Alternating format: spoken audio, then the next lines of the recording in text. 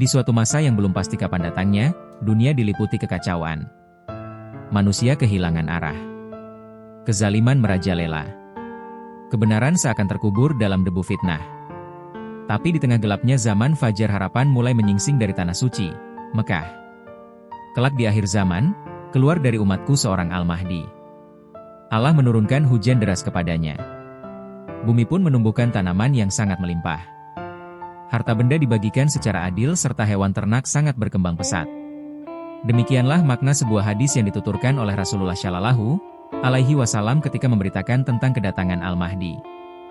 Beliau menambahkan, yang artinya, umat Islam jaya di zamannya. Dan dia berkuasa di muka bumi antara 7 atau 8 tahun. Hadis ini diriwayatkan oleh Al-Imam Al-Hakim pada kitab Mustadrak dari sahabat Abu Sa'idi radhiyallahu anhu. Imam ahli hadis zaman ini Al-Albani berkata, sanad hadis ini syahih dan orang-orang yang meriwayatkannya sikat, dipercaya. Di saat perselisihan dan kegoncangan menimpa umat manusia, serta perbuatan dosa, dan kezaliman memenuhi bumi, Al-Imam Mahdi datang. Dia memenuhi bumi dengan kelurusan dan keadilan sehingga penduduk langit dan bumi ridha terhadapnya. Alangkah bahagianya seorang muslim mendengar berita tersebut. Berita yang datang dari seorang nabi yang benar lagi dibenarkan. Al-Mahdi tidaklah datang melainkan mendekati akhir zaman, hari kiamat. Hal ini dijelaskan oleh Nabi kita yang mulia dalam sabdanya yang artinya, jika tidak tersisa lagi dunia kecuali satu hari yang Allah panjangkan hari itu sehingga akan muncul seorang laki-laki dari keturunanku atau dari ahli baitku, yang namanya sama dengan namaku, nama ayahnya sama dengan nama ayahku. Saat itu, bumi dipenuhi dengan kejujuran dan keadilan sebagaimana sebelumnya yang diliputi dengan kelaliman dan kezaliman. Demikianlah min alamatil kubra, di antara tanda-tanda besar dari sekian tanda-tanda hari kiamat, adalah kedatangan Al-Mahdi. Abdullah bin Mas'ud radhiyallahu anhu berkata, Rasulullah Shallallahu Alaihi Wasallam pernah menyampaikan, dunia ini tidak akan pergi atau binasa hingga seorang dari ahli baitku menguasai Arab namanya sama dengan namaku. Nama dan nasab Al-Imam Al-Mahdi. Khalifah yang keempat, Ali bin Abi Thalib radhiyallahu anhu pernah berkata, Rasulullah Shallallahu Alaihi Wasallam menuturkan tentang nasab Al-Mahdi. Al-Mahdi dari keturunanku ahli bait.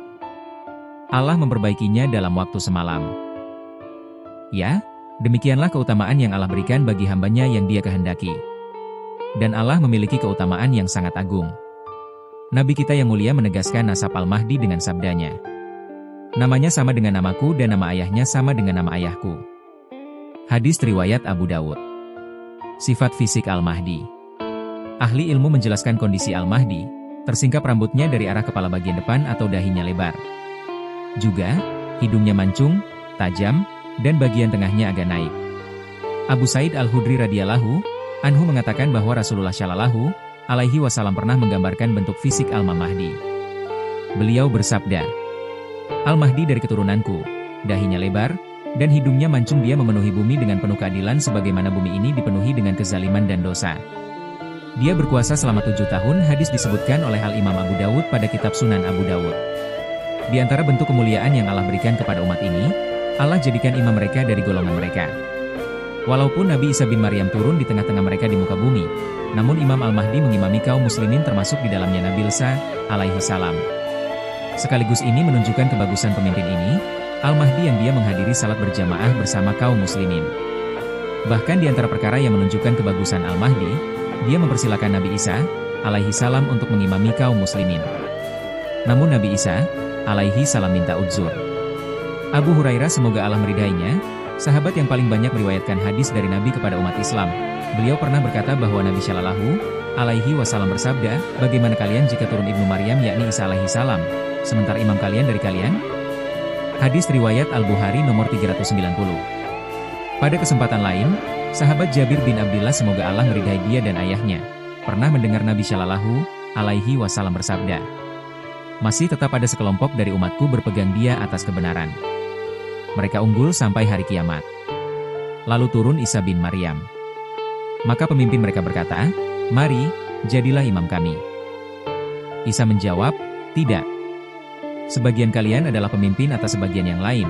Ini merupakan kemuliaan dari Allah untuk umat ini. Hadis riwayat Muslim nomor 393. Demikian juga Abu Sa'id Al-Khudri radhiyallahu Anhu berkata bahwa Rasulullah Shallallahu Alaihi Wasallam bersabda, orang yang mengimami Isa bin Maryam adalah dari golongan kami. Tempat muncul dan waktu kekuasaan Al-Mahdi. Al-Mahdi datang dari arah timur. Al-Mahdi bukan dari Sirdab Samara seperti yang dikatakan oleh orang-orang bodoh dari kalangan Rafidah bahwa Al-Mahdi saat ini ada di dalamnya dan mereka menunggu kemunculannya di akhir zaman. Ini adalah salah satu bentuk kedustaan dan tipu daya setan karena tidak ada dalil yang menunjukkan hal itu, tidak ada bukti dari Al-Quran, As-Sunnah, tidak pula akal sehat yang mendukungnya. Sahabat mulia Sauban radhiyallahu anhu berkata, Rasulullah Shallallahu Alaihi Wasallam pernah menuturkan yang artinya, ada 3 orang yang saling membunuh di sisi simpanan kalian, yakni simpanan Ka'bah, semuanya adalah anak keturunan Al-Khalifah. Namun harta tersebut tidak kembali kepada salah seorang di antara mereka. Lalu muncullah bendera-bendera hitam dari arah timur. Kemudian mereka memerangi kalian dengan peperangan yang tidak pernah dilakukan oleh satu kaum pun.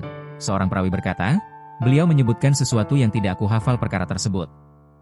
Beliau bersabda, jika kalian melihatnya Mahdi, baiatlah walaupun harus merangkak di atas salju, karena sesungguhnya dia adalah Khalifah Allah Al-Mahdi.